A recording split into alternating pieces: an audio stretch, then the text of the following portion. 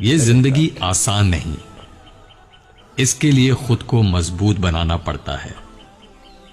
सही वक्त कभी आता नहीं, उसको खुद लाना पड़ता है। जब वक्त साथ देता है तो बंदा हर किसी को मात देता है। जिंदगी में कभी भी रिस्क लेने से मत डरो, क्योंकि रिस्क लेने में कभी नुकसान नहीं होता।